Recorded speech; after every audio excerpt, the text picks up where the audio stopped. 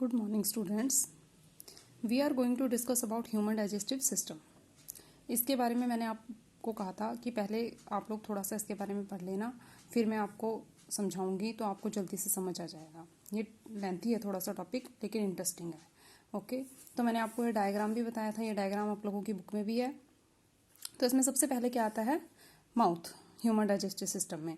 इसमें ना हमारे पास प्रोसेस 5 प्रोसेस हैं जो कि सीक्वेंस में करने ज़रूरी हैं. सबसे पहले इसमें आता है इंजेशन, सेकंड प्रोसेस है इसमें डाइजेशन, उसके बाद इसमें आता है एब्जॉर्प्शन, फिर आता है इसमें एसिमिलेशन और फिर आता है इसमें इजेशन.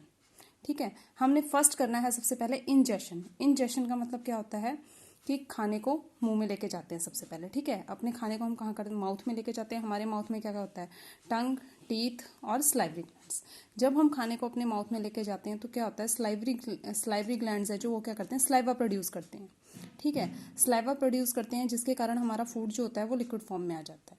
ठीक है, इसके बाद जो ये माउथ में जाता है, माउथ से होने के बाद जो फूड है हमारा फूड पाइप में जाता है, इस पाइप में. ठीक है, फूड पाइप से होने के बाद वो स्टमक में जाता है. जब हमारा भोजन फूड पाइप से होता हुआ स्टमक में जाता है तो जब फूड पाइप में भोजन आता है तो फूड पाइप में मूवमेंट होती है. ये फूड पाइप है जो कॉन्ट्रैक्ट होती है, कभी रिलैक्स होती है, कॉन्ट्रैक्ट होती है, रिलैक्स होती है. ठीक है, धक धक धक धक ऐसे होती है. तो यहाँ से इस मूवमेंट को बोलते हैं पेरिस्लेटिक मूवमेंट.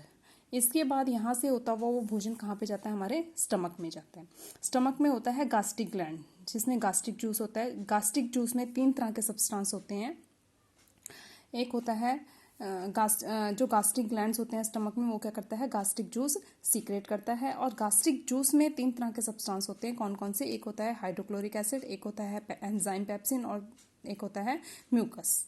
ठीक है, अब इसमें तीनों के अलग अलग फंक्शन है. तीनों के अलग अलग फंक्शन क्या है? सबसे पहले इसमें देखो एंजाइम पेप्सिन. हमारा स्टमक है, इसमें एंजाइम पेप्सिन होता है. एंजाइम पेप्सिन क्या करता है? जो हमारे फूड में प्रोटीन प्रेजेंट होता है उसको क्या करता है? प्रोटीन को स्मॉलर मॉलिक्यूल्स में लेके आता है. प्रोटीन मैंने तुम्हें बताया था क्या है? कॉम्प्लेक्स मॉलिक्यूल है, तो यानी प्रोटीन को वो डाइजेस्ट करता है और स्मॉलर मॉलिक्यूल में लेके आता है. ठीक है, एंजाइम पेप्सिन है जो ये तभी अपना फंक्शन करेगा जब क्या होगा? हाइड्रोक्लोरिक एसिड इसमें प्रेजेंट होगा. ठीक है, अदरवाइज ये अपना फंक्शन नहीं करेगा. ठीक है, हाइड्रोक्लोरिक एसिड यानी इसमें जब होगा तभी एंजाइम पेप्सिन क्या होगा? एक्टिव होगा. ठीक है, सेकंड फंक्शन क्या है एंजाइम पेप्सिन का? सेकंड फंक्शन है इसका कि जो हमारे फूड में बैक्टीरिया प्रेजेंट होते हैं ये उनको भी किल करने का काम करता है.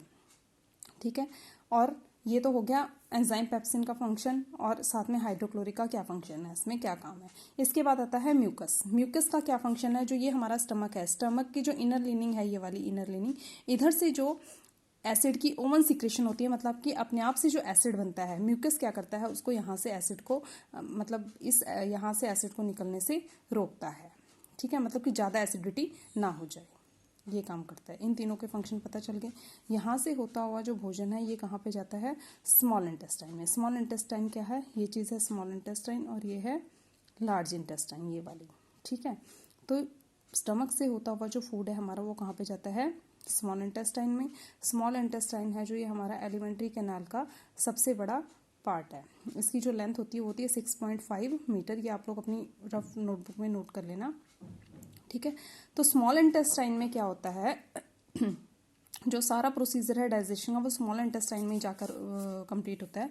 स्मॉल इंटेस्टाइन में टू ग्लैंड्स होते हैं. एक होता है लीवर और एक होता है पैनक्रियाज. ये देखो, ये स्मॉल इंटेस्टाइन है, यहाँ पे है पैनक्रियाज. ठीक है, और लीवर कहाँ पे है? यहाँ. लीवर क्या सीक्रेट करता है? लीवर सीक्रेट करता है बाइल जूस, और पैनक्रियाज सीक्रेट करता है पैनक्रेटिक जूस. ओके, अब इसमें बाइल जूस का क्या फंक्शन है? बाइल जूस क्या करता है? जो एसिडिक फूड होता है, जो हमारे स्टमक में एसिडिक फूड होता है, उसको एल्केलाइन बनाता है. एल्केलाइन क्या होता है? बेस. ठीक है, जब हमारे को एसिडिटी हो जाती है तो हम क्या करते हैं?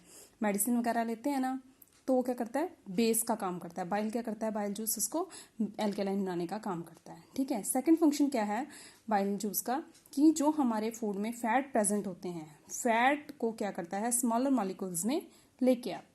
ठीक है, ये है जो लीवर है, ये बाइल जूस सीक्रेट करता है. बाइल जूस के 2 फंक्शन मैंने आप लोगों को बता दिए. इसके बाद आता है पैनक्रियाज. पैनक्रियाज क्या सीक्रेट करता है? Pancreatic juice. अब पैनक्रेटिक जूस में जो एंजाइम होते हैं वो हैं इसमें 3 तरह के एंजाइम होते हैं, एक होता है एमाइलेज, एक होता है ट्राइप्सिन और एक होता है लिपिज।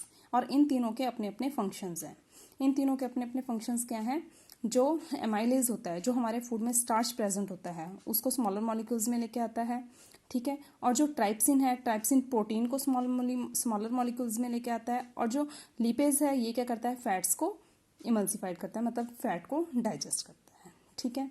ये जो सारा प्रोसीजर है, ये कहाँ पे होता है? हमारे डाइजेस्टिव सिस्टम में, ठीक है।